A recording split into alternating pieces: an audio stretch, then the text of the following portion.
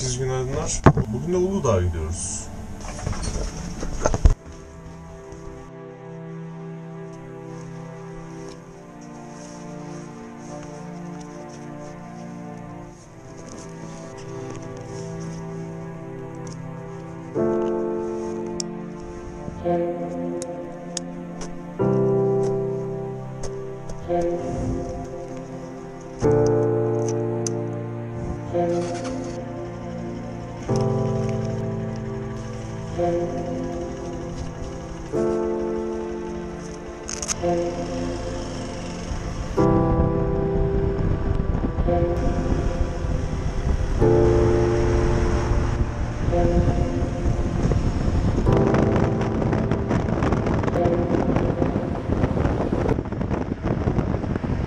Yaklaşık bir 20-25 dakika önce Bostancı'dan yola çık. Az önce yakıtımı aldım, depomu fullledim. Şimdi de Gebze, Eskihisar'a doğru devam edeceğim. Hızlıca bir nasıl gittiğimi göstermek istiyorum yola çıkmadan. Arkada 20 litre çanta var. Bu çantanın içinde yedek şambriyel, kamera ve lenslerim var.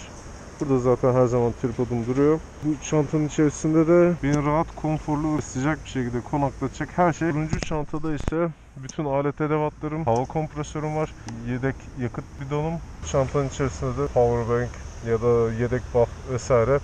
Burada kendime ufak notlar aldım, sürekli telefonu çıkartıp bakmamak için. Tamamdır. Şimdi bu kadar.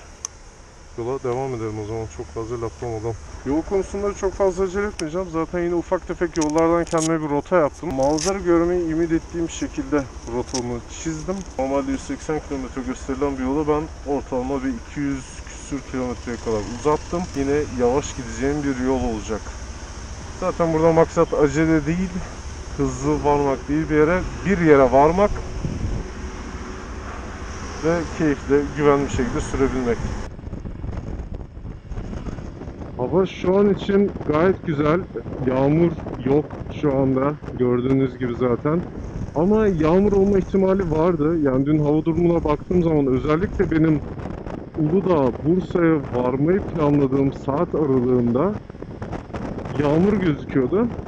O yüzden ben de hani yolculuğun aksamaması için zaten her zaman yani elimden gelen tedbirli şekilde aslında seyahat ediyorum. O yüzden bu kadar fazla eşyam var. Her ihtimal düşünüyorum. Sabah içeceğim kahveyi düşünüyorum. Sırılsıklam olmuşum. Yağmurdan gece uyurken ne giyeceğimi düşünüyorum. Bunları aslında bir nebze pratik yapmak için taşıyorum. Hani ben olur da bir gün daha uzun soluklu bir seyahate çıkarsam en azından yanımda taşıdığım eşyaların gerekliliklerini, ağırlığını test etmiş olacağım. Benim bu yükle bir tecrübem oluyor aslında şu anda. Yani insan boku bokuna neyi taşıdığını hatırlıyor çünkü.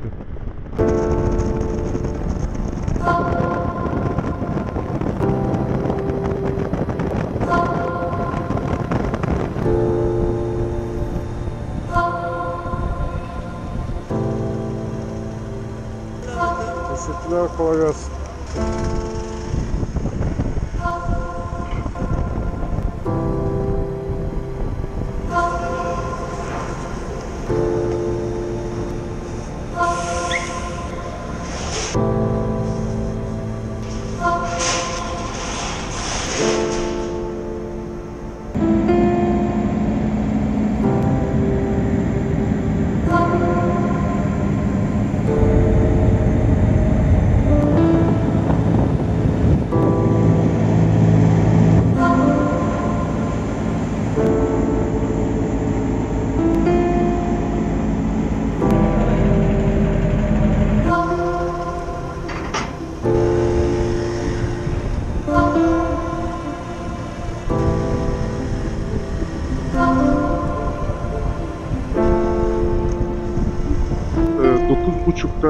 Eskihisar'dan feribot hareket etti.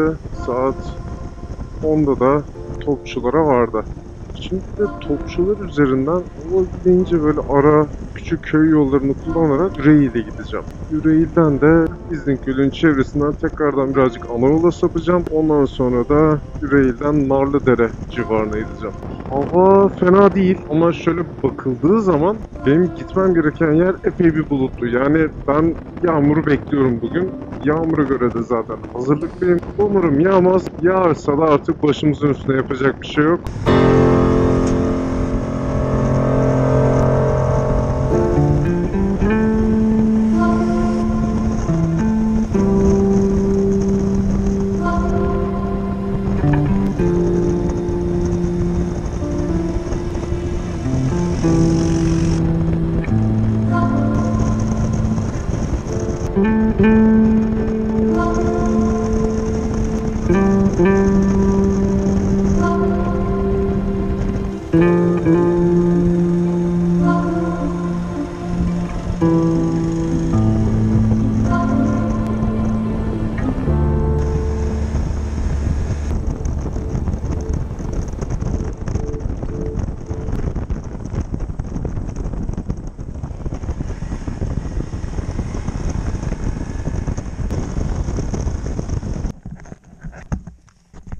Evet, hala Üreil yolundayım.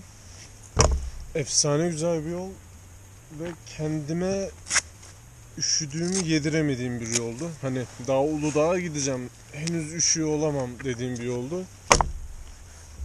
Ama üşüdüm. Şimdi bir şey giyineceğim. Sonra yola devam edeceğim.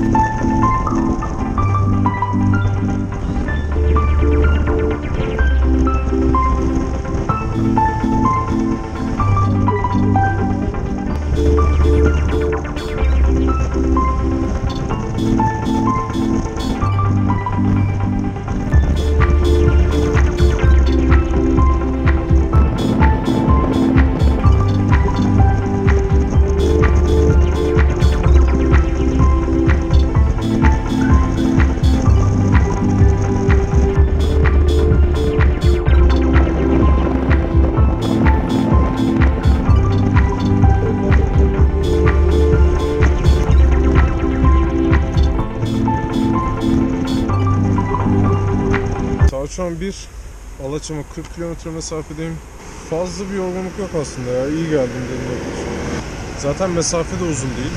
Yani yol sadece çok ama çok güzel köy yollarından oluşuyor. Yani benim planım bu olsaydı, şu an eve dönüyor olsaydım mutlu dönerdim. Yani hakikaten insan böyle bir dağ yoluna gittiğini hissediyor.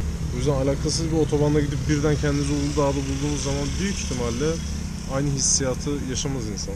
Tabii zevkler, renkler tartışılır. Tartışılmaz mıydı ya? Neyse biz tartışalım.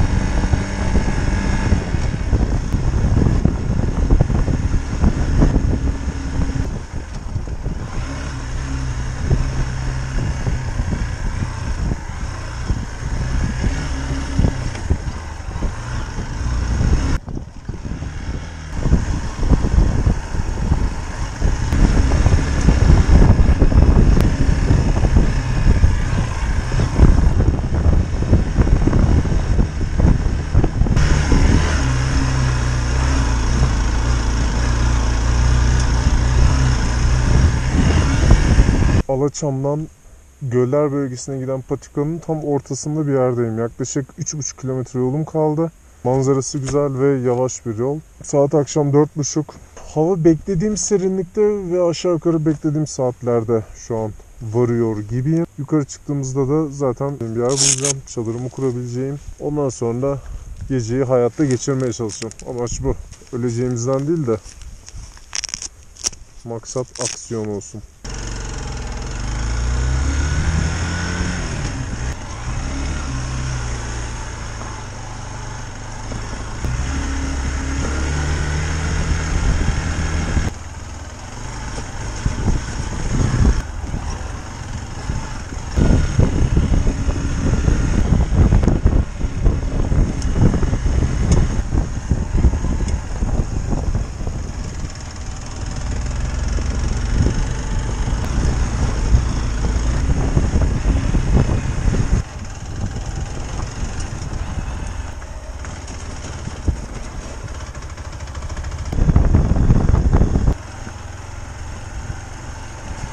Siz takılın, ben şöyle bir geçivereyim, olur mu? Heh.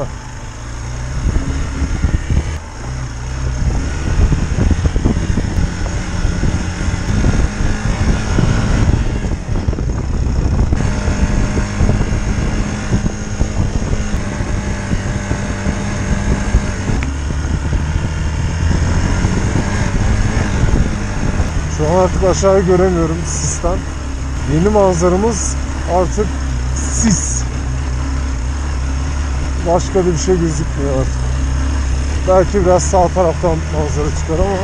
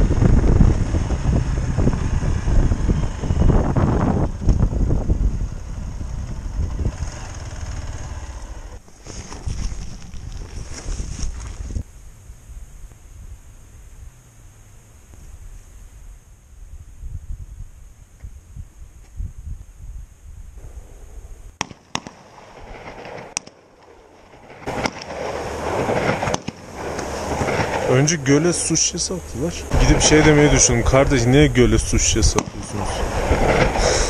Pek düşünmüyorum.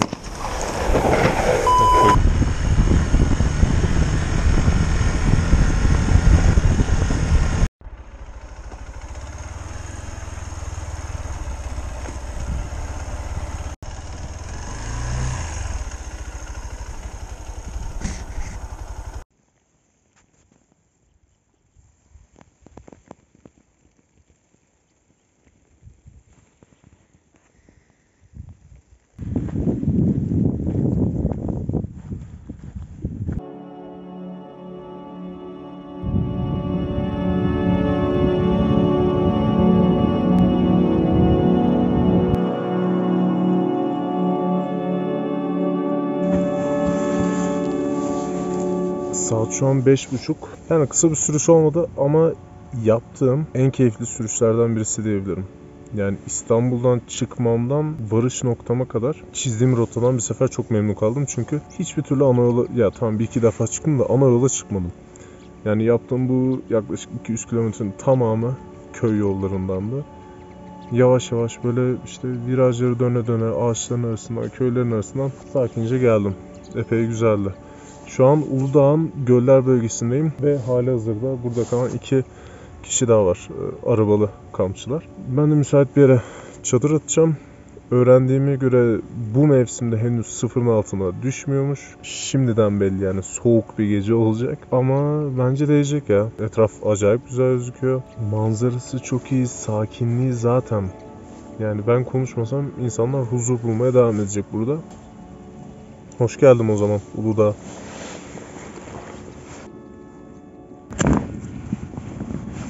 Terlik birkaç arefede var. pişirmeye dayalı her şey. Fazla bir şey pişirmeyeceğim zaten. Sandalye, çadırın çıtaları. Bunun içerisinde uyku tulumu, zemin matı, kıyafet. Bunun içerisinde de çadırımız var. Bu çantanın içinde ilk yardım kiti, işte çatal, bıçaktır, tuvalet kağıdı, acil durum battaniyesi, bu size ekstra sıcak tutanlardan şöyle bir şey. Tekrar kullanılabilen. Sivrisinek ilacı, böyle normalde tek tek almak aklıma gelmeyecek ama saçma sapan durumlarda işime yarayabilecek bir sürü ıvır zıvır şey var. Çadır.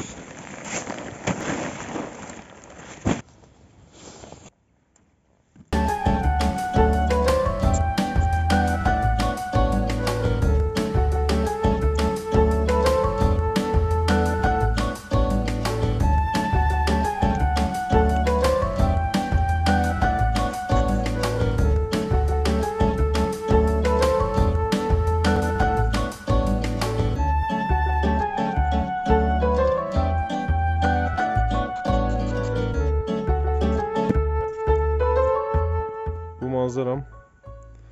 Bu manzaraya bakan çadırım. Çadırımın içi, uyku tulumum ve şişme zemin yatağım. Ve bu da çadırımdan manzaram.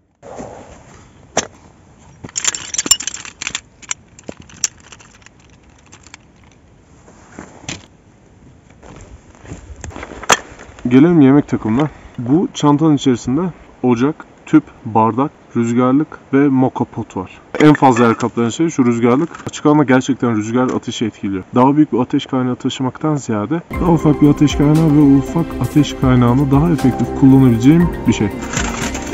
Rüzgarlık. Burada ocak, tüp ve bardak var. Bardak aynı zamanda tencere işlevi görüyor. Suyumu kaynatacağım hem de yemeğimi yiyeceğim. Yanımda getirdiğim yemekte zaten cup noodle. Bu büyük ihtimalle Nurgaz'ın ürettiği en ufak tüp ve bir şekilde bardağımın içine sığıyor. Ve bardağımın içinde de Nurgaz'ın yine ürettiği en küçük ocak. Yani sadece tüp, ocak, bardağın içine koy. Yanına moka pot ve şunu da kapladığın zaman rüzgarlık. Bu kadar. Merak ettiğim bir başka unsur vardı. Bu buraya takılıyken bardağımın içine sığıyor mu? Şu o kadar tatmin edici bir şey ki, yani ocağım ve tüpüm suyumu kaynatacağım bardağıma daha cuk oturamazdı. Çok mutluyum şu an. Yani gerçekten mutluyum. Dağ başında da bunları mutlu oluyor insan, ne yapalım. Sis daha az önce kalktı. Hani çok yoğun olmamakla beraber ilk geldiğinde zaten epey bir sis vardı. Ondan sonra bayağı bir arttı. Hani şu ilerideki çadırlı ekibi göremez oldum. Ama şu an çok güzel toparlıyor ve tam arkamda da çok güzel bir gün batacak. Ben de bir iki tane fotoğraf çekeceğim. Gidelim bakalım. Bayağıdır gün batımı fotoğrafı çekmiyordum. O yüzden benim için nostaljik olacak ya. Kolum ağrıdı. Bu işi nasıl yapıyor insanlar ya? Havanın derecesi. Yani açıkçası ben buraya gelirken böyle hava gece 10 dereceye falan iner diye düşünüyordum. Muhtemelen sıfırı zorlayacak bu gece. Ciddi anlamda soğuk. Manası yok soğuğun. Ama yapacak bir şey var mı? Yapacak bir şey de yok. Uludağ zaten soğuk olması bekleniyordu. Manzara da bu. Bana göre yeterli. Gayet yeterli.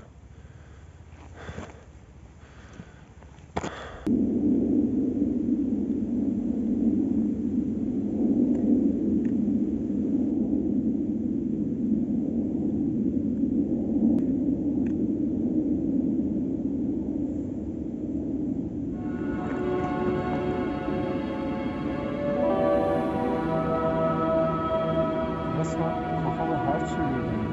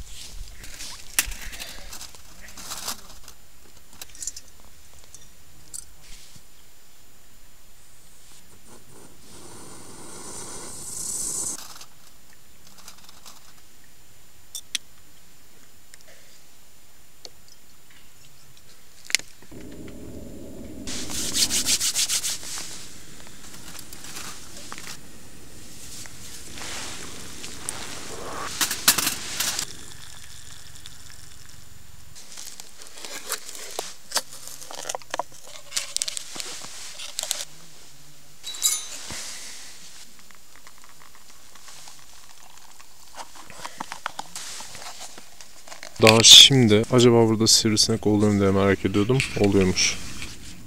Hem de elim kadar.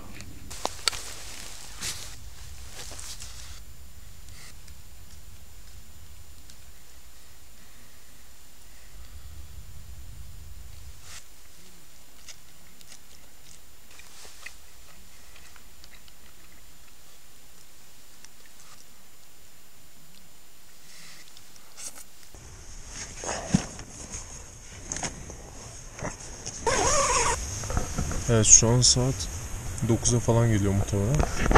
Az önce yan kamptan bir çay ikram ettiler.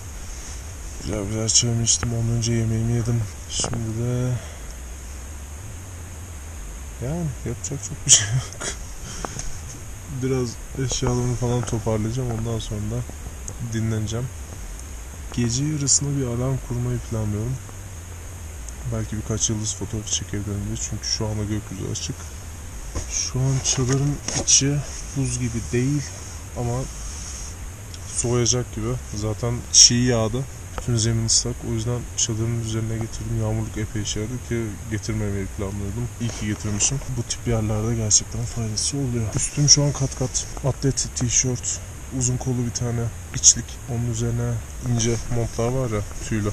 Onlardan ve onun üzerine de bir tane polar. Yani kat kat giyindim. Altıma da sadece içlik getirmiştim. Pijama olarak yatarken kullanayım diye. Onu değiştireceğim şimdi. Ondan sonra birazcık dinlenmeye çalışacağım.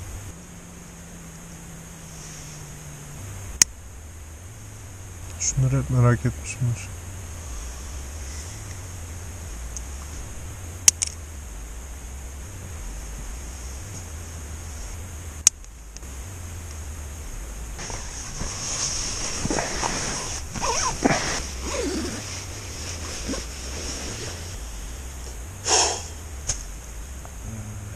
Gecenin kazanını açıklıyorum burada.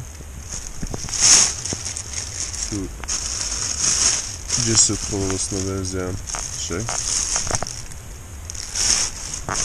Acil durum uyku tulumu olarak geçiyordu.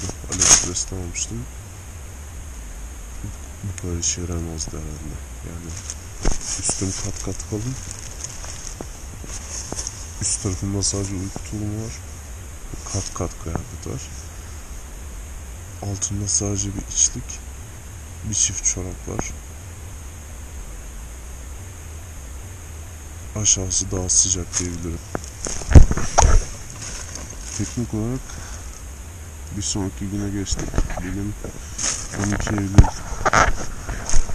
2021, saat 1'e 9 var.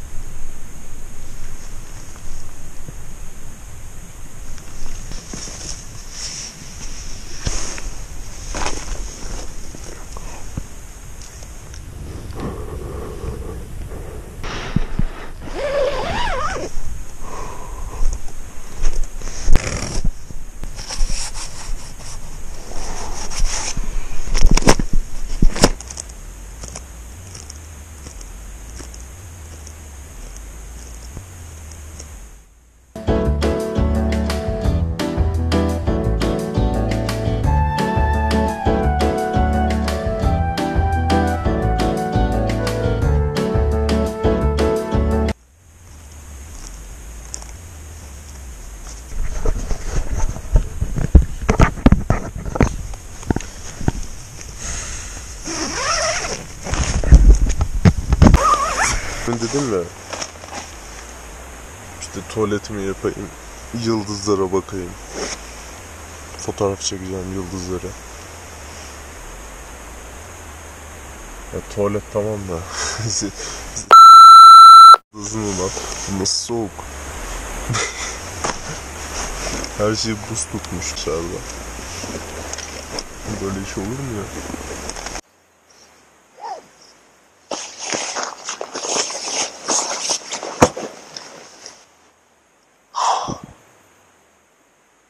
Gece de yapılacak bir şey yok yani, bitsin istiyor insan. Yani korktuğumuz kısım gece. Hayvan çıkma olasılığı gece. Soğuk yine gece. Karnım acıktı ya. Of. Sanırım boğazım mı şişti? Horlamaktan tahriş etmişim galiba boğazımı. Yutkunamıyorum.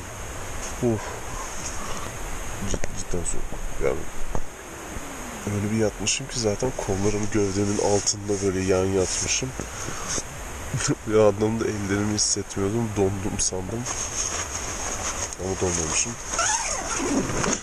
Geceyi artık resim olarak sonlandırıyorum. Bir kahve yapacağım, bir noodle yapacağım, bir kendime geleyim yani.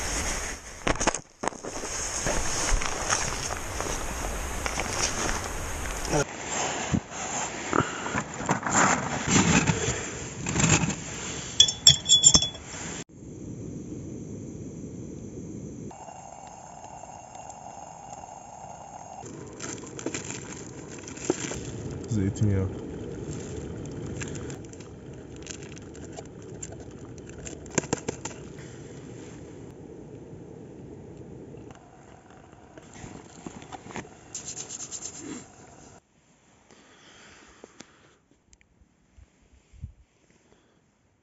Tam karşıdan güneş doğacak.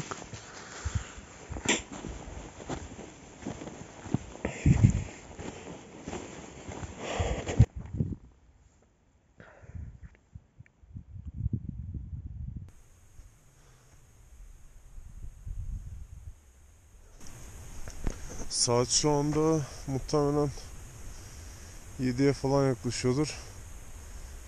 Yaklaşmıyormuş. Saat şu an 6'yı 10 geçiyor. Ve gün aymaya başladı yavaştan Uludağ'da.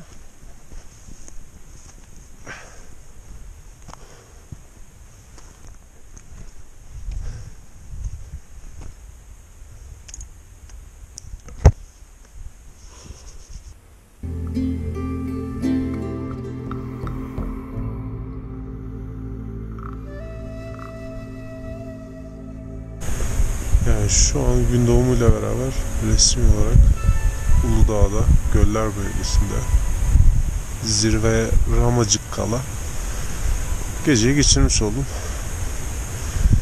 Bu kafamı koyduğum bir şeydi, o yüzden güzel hissettiriyor insana.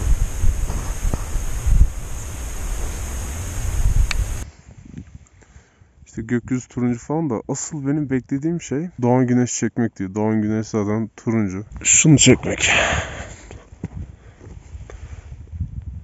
Tam şu karşıki dağa böyle turuncu bir örtü kaplayacak. Gölgeli böyle aralarda. Tam onun böyle fotoğrafını çekmek istiyordum. Şuraya vuruyor olduğu gibi hatta. Yani güneşin kendisi bizim gözümüze güzel gözükse de çekilen fotoğraftan çok da bir şey anlaşılmaz. Çünkü etraf çok karanlık olur. Özellikle eski bir kameranız varsa bendeki gibi. O yüzden ondan ziyade güneşin vurduğu manzarayı ben çekmeyi tercih ediyorum.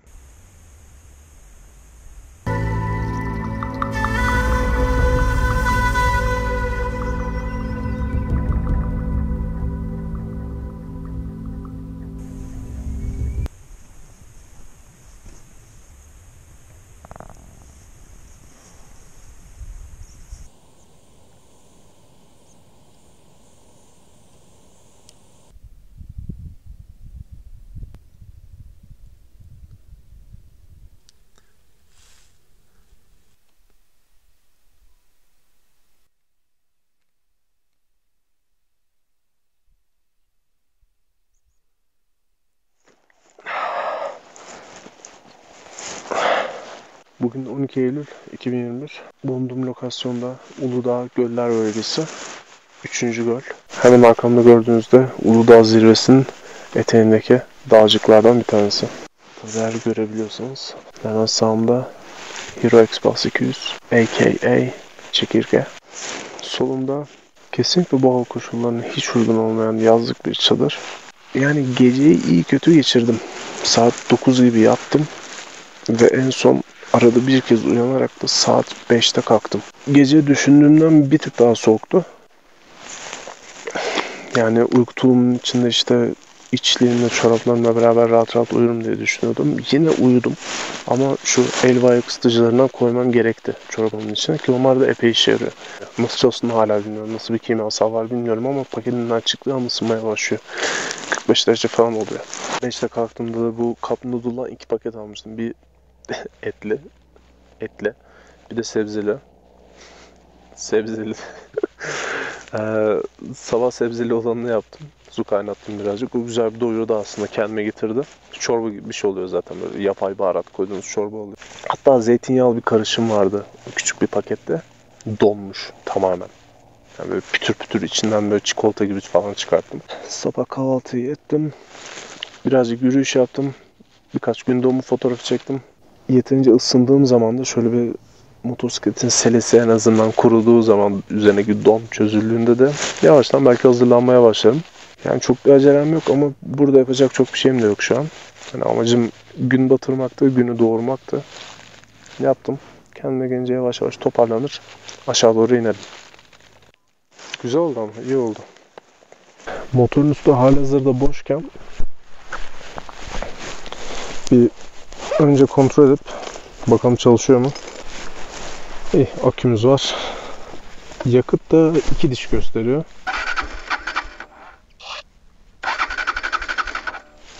Biraz üşümüş.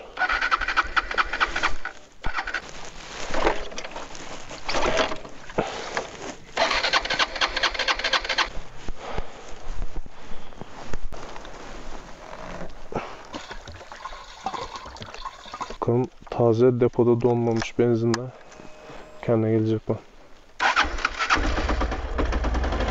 Evet.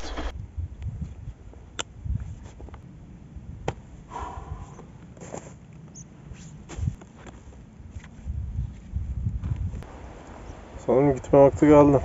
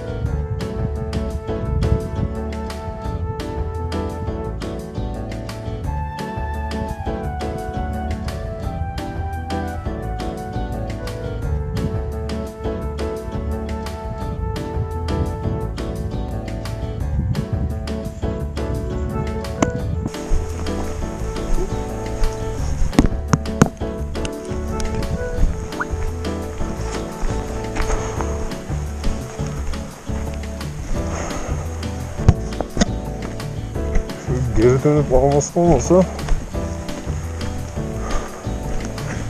güzel görüntü aslında. Ama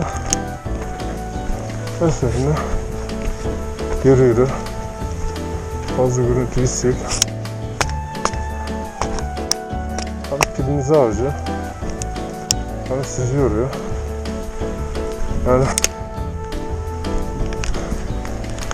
tek başınayken çok zahmetli şu görüntüyü almak. Neyse.